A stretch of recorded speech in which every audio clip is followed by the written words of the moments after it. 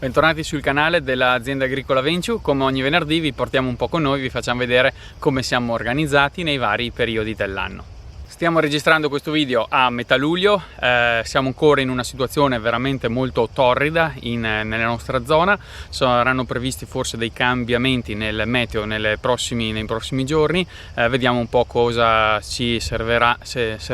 il prossimo futuro, ma nel frattempo insomma siamo alle prese, ecco, con un caldo veramente molto forte. Sempre nell'ambito di quelle che sono le malattie legate a questo periodo estivo della vite, se vi ricordate nel video scorso avevamo parlato un po' del mal dell'esca e questo caldo sicuramente accentua maggiormente perché le viti vanno un po' in stress, come dicevamo, quindi i sintomi del mal dell'esca emergono. Ecco, abbiamo anche altri sintomi di altre malattie, come per esempio flavescenza dorata. Per quanto riguarda il mal dell'esca, i sintomi, abbiamo detto, molto visibili, soprattutto in questo periodo: foglia tigrata e vite che inizia a deperire sempre di più man mano che ovviamente questi sintomi sono sempre più intensi. Ovviamente le piante che soffrono di più quelle mal dell'esca, ecco, sono quelle piante dove magari il terreno è un po' più magro oppure la pianta stessa va un po' più in sofferenza, per cui con le grandi temperature va un po' in difficoltà. Se magari questo trend di alte temperature dovesse un po' scendere, ovviamente anche le piante probabilmente segnerebbero meno i sintomi di mal dell'esca. Invece per quanto riguarda la flavescenza, che è l'argomento di oggi, i sintomi sono a volte un po' più subdoli e magari meno evidenti perché non assume una colorazione particolare e dobbiamo andare un po' a valutare più sintomi quando dobbiamo andare a valutare appunto una vite sospetta, ecco, di avere questa problematica della flavescenza dorata. I principali sintomi della flavescenza sono indicativamente la mancata lignificazione da parte delle piante, quindi della parte aerea, soprattutto in questo periodo in varietà magari dove dovrebbero già iniziare a lignificare, invece in questo caso magari non abbiamo lignificazione. La produzione dell'uva, cioè le uve vengono o completamente abortite o comunque iniziano una fase dove piano piano si deperiscono sempre di più, per cui mancata produzione quasi totale al 99%, quindi questo è sicuramente l'altra grande sintomatologia. Accartocciamento delle foglie e questo effetto di una parete fogliare meno vivace, meno rigogliosa e sicuramente che crea magari anche dei buchi all'interno del filare, quindi magari passando col trattore si butta l'occhio, oltre alla foglia accartocciata anche si vede una vegetazione meno rigogliosa, meno alta. Qua abbiamo due piante che presentano questi sintomi, come vedete foglie che si stanno piano piano accartocciando su se stesse e anche una sensazione tattile un po' particolare, si dice un po' un effetto tipo carta. Quindi questo sicuramente è uno dei primi sintomi che noi andiamo a valutare quando ci approcciamo a una pianta che è sospetta di avere appunto questa problematica.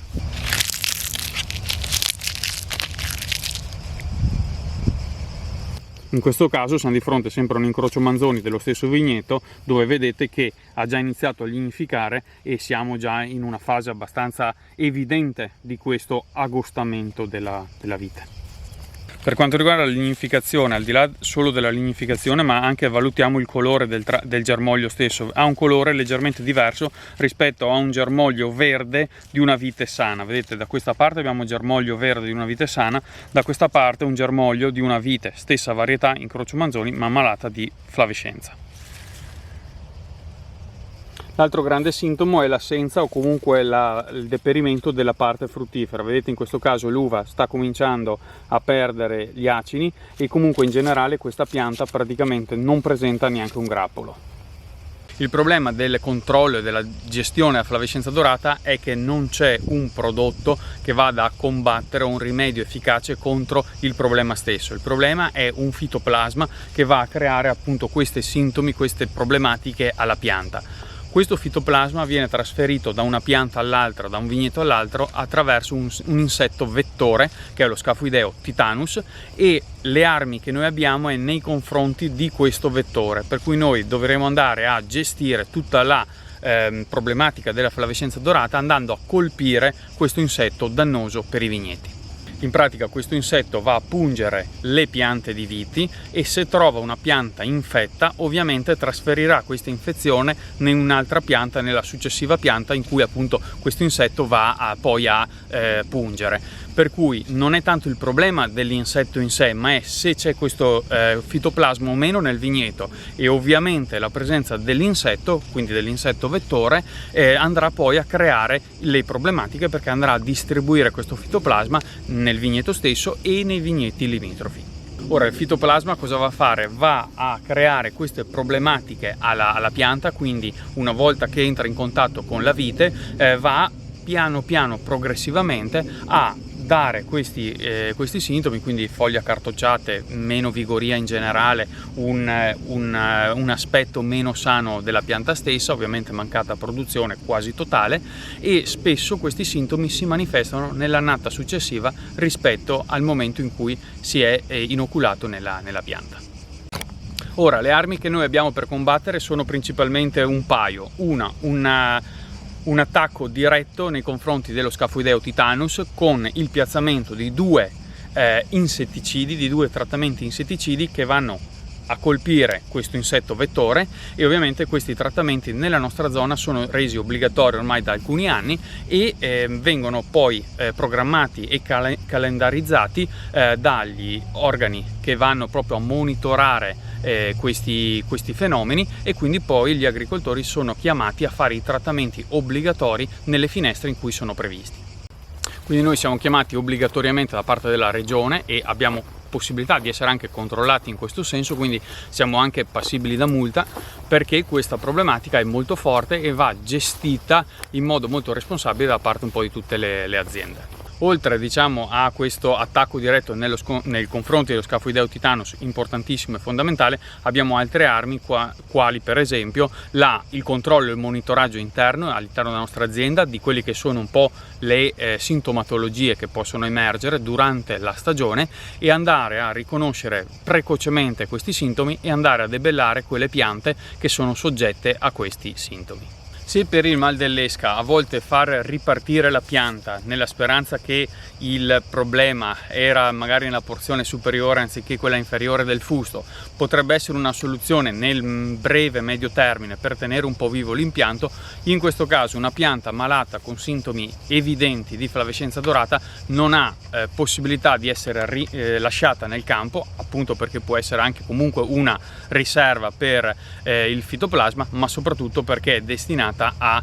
morire e andare contro, appunto, negli anni a una mancata produzione assoluta. Un'altra cosa particolare che stiamo notando, anche confrontandoci con altri colleghi, è magari in piante molto grandi, vecchie, quindi con anche varie ramificazioni e varie strutture lignificate e vari punti da dove poi partono i tralci, si possono notare a volte che una branca su 3 magari è soggetta a sintomi da flavescenza dorata e magari le altre 2 in un primo momento sembrerebbe essere indenne, per cui magari si potrebbe andare a tagliare una branca sola e lasciare un paio di branche ancora attive, e questo a volte l'avevamo sperimentato per provare anche noi a vedere cosa poteva poi sviluppare la pianta, ovviamente segnando la fila, segnando la pianta, proprio per tenerla un po' monitorata. Onestamente nel periodi successivi abbiamo notato che però anche le altre branche piano piano presentavano magari dei sintomi lievi, ma comunque avevano iniziato a segnare i sintomi della flavescenza dorata.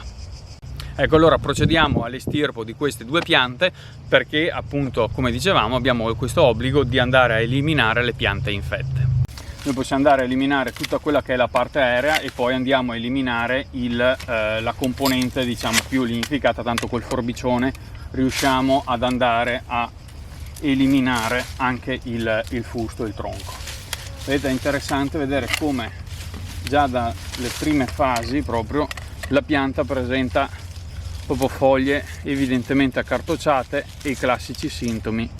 della flavescenza, quindi una situazione un po' gommosa e soprattutto mancanza completa di uva. Dopo aver eliminato la parte aerea, proseguiamo a tagliare sotto il nodo del calmo, in modo tale che sicuramente da qua nessuno potrà più allevare un capofrutto per fare un nuovo fusto. Questa è la seconda pianta, che è limitrofe e contigua a questa pianta che abbiamo appena tagliata. In questo caso abbiamo una branca che sembrerebbe ancora sana, perché vedete abbiamo ancora l'uva, però come dicevamo a questo punto della stagione noi andiamo a eliminare tutto e tagliamo tutto quello che è il materiale che proviene da questa pianta, proprio per provare a preservare le piante vicine ed evitare che magari l'anno prossimo ci troviamo a dover tagliare anche quella successiva. Per cui anche qui tagliamo la parte aerea, poi con questi calori veramente si seccano nel giro di poche ore. Arriviamo già qua stasera e sarà completamente secca perché veramente le temperature sono molto alte. E adesso proseguiamo e tagliamo anche il fusto. Vedete, in questo caso abbiamo appunto il ceppo che abbiamo tagliato alla base sotto il punto di innesto, perché qua abbiamo il selvatico e in inverno magari a volte si fa un po' fatica, ok, ma siamo sicuri di non andare a allevare magari un ributto che possiamo magari trovare in questa parte. Qui abbiamo la testa che aveva fatto appunto queste due ramificazioni. Vedete, i germogli erano partiti probabilmente bene in stagione, avevano fatto anche dell'uva, ma come dicevamo, germogli che sono rimasti verdi, completamente verdi, l'uva sta cominciando a sgranare, a morire, a seccarsi. Questi sarebbero ancora grappoli che potrebbero aver avuto un senso, diciamo, probabilmente potevano anche arrivare alla maturazione, però a questo punto abbiamo deciso di fare un piccolo sacrificio, eliminare tutto quanto, proprio per provare a preservare un po' anche le altre piante vicine. Noi abbiamo avuto un grosso attacco nel 2021-22 all'incirca, ecco, come annata, quindi 4-5 anni fa indicativamente, e nella nostra zona c'è stata una forte ondata di flavescenza dorata che ci ha fatto veramente molto preoccupare, e anche ci siamo trovati un po' scoperti onestamente. Dopodiché sembrerebbe comunque che questa malattia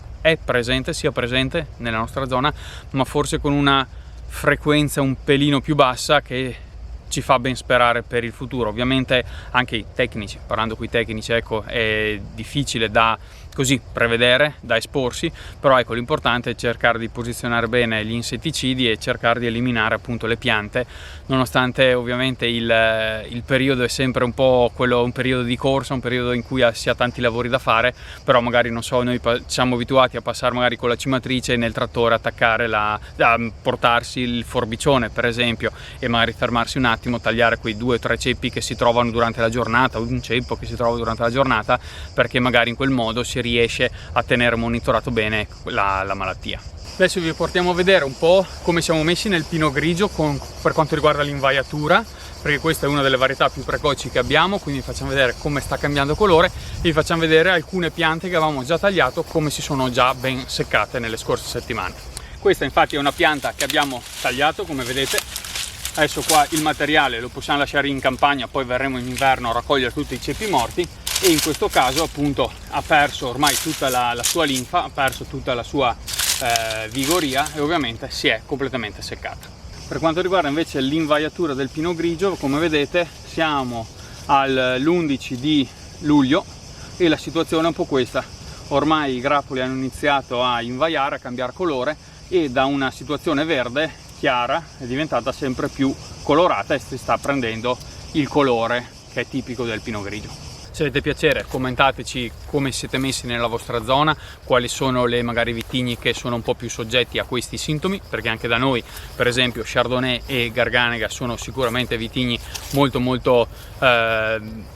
sintomatici, perché non è detto che gli altri non lo siano, cioè nel senso, può essere che ci sia il problema ma non si sviluppano i sintomi, e un motivo per cui è importante andare a trattare anche i vigneti che non presentano i sintomi, quindi andare a trattare tutta l'azienda, tutta la superficie aziendale. Quindi scriveteci come siete messi riguardo appunto questa problematica della flavescenza dorata. Ecco, noi allora siamo arrivati alla fine di questo video. Come sempre vi ringraziamo di essere stati con noi. Se volete lasciateci qualche commento, iscrivetevi al nostro canale. Vi lasciamo qui in fondo come sempre alcune schede, vi potete andare a recuperare qualche video se ve lo siete persi, e ci vediamo venerdì prossimo con una nuova puntata.